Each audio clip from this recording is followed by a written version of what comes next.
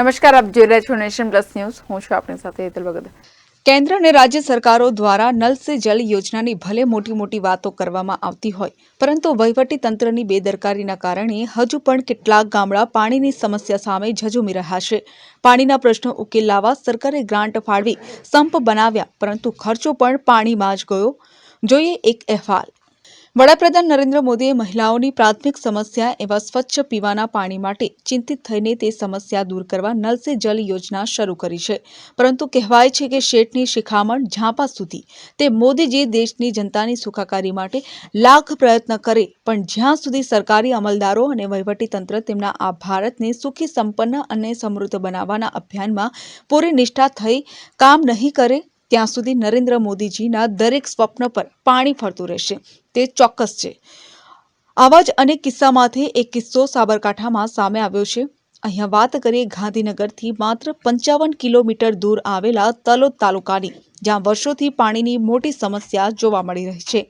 પાણીના પ્રશ્નને લઈ સરકારે કરોડો રૂપિયાની ગ્રાન્ટ ફાળવી અને 28 જેટલા ગામડામાં 32 સંપ પણ બનાવવામાં આવ્યા, પરંતુ પાણી પુરવઠા વિભાગની બેદરકારીના કારણે મોટા ભાગના સંપમાં હજુ સુધી પાણી આવ્યું નથી। એ વખત 2008માં નોસોસ યોજના હેઠળ તલોદ તાલુકાના 32 ગામોમાં નાના મોટા સંપ બનાવવામાં આવેલા છે।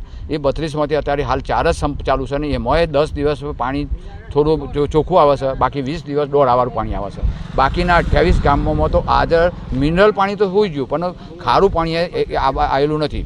એટલે ન છૂટકે અમે પરમ દિવસે શનિવારે મામલતદાર સાહેબને રજૂઆત કરી કે સાહેબ આ જે કાર્યરત કરવામાં આવે એવું અમારું આયોજન કરવામાં આવે, તો મામલતદાર સાહેબે એવું કીધું કે તમે સરકારમાં રજૂઆત કરશો, અને અમે સરકારમાં પણ રજૂઆત કરવાની છે। પણ ન છૂટકે આજે મારા મીડિયા સમક્ષ એવું છે કે ભાઈ અમારા તલોદ તાલુકાના પૂર્વ પટ્ટી વિસ્તારમાં વાવ, પડુસણ, જગતપુરા, પીંપળિયા, સુલતાનપુર, હરસોલ, ખારા, દેવિયા, રોજડ, નાના ચેખલા, મોટા ચેખલા, ઓતરોલી, પૂંસરી, મોઢુકા જેવા ગામોમાં 32 સંપ બનાવેલા છે। એમાં ખારામાં તો 2 સંપ બનાવ્યા છે, પરંતુ એક પણ સંપમાં 1 પણ લીટર પાણી પડ્યું નથી, અને અમારા વાવ, પડુસણ જેવા ગામોમાં પણ 1 પણ લીટર નર્મદાનું નીર, જે ચોખ્ખું પાણી તો નહીં પણ ખારું પાણી એ પડેલું નથી। ન છૂટકે મામલતદાર સાહેબને રજૂઆત કરી અને એમને કહેલું છે, અને આજે મીડિયા સમક્ષ સરકારમાં બજેટમાં નવા રજૂઆત કરવામાં આવે તો ઉનાળામાં અમારે જે પાણીની સમસ્યા ઉત્પન્ન થાય છે એ ન થઈ શકે। અમારા ગામમાં 15-20 વર્ષથી પાણી પીવાની તકલીફ છે।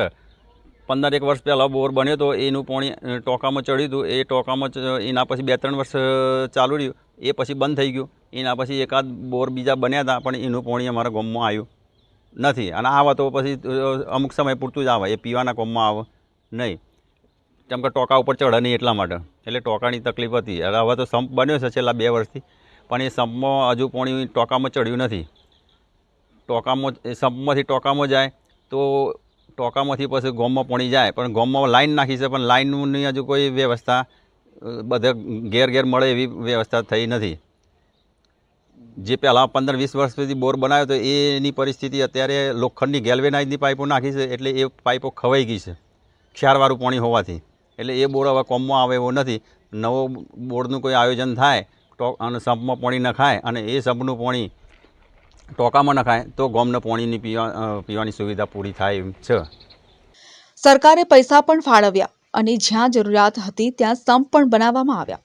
જો કે પાણી પુરવઠા વિભાગે પાણી ક્યાંથી અને કેવી રીતે આ સંપમાં લાવવું તેનું યોગ્ય આયોજન કર્યું જ નહીં, જેના કારણે વર્ષોથી બનેલા આ સંપમાં પાણીનું ટીપું પણ આવ્યા નથી।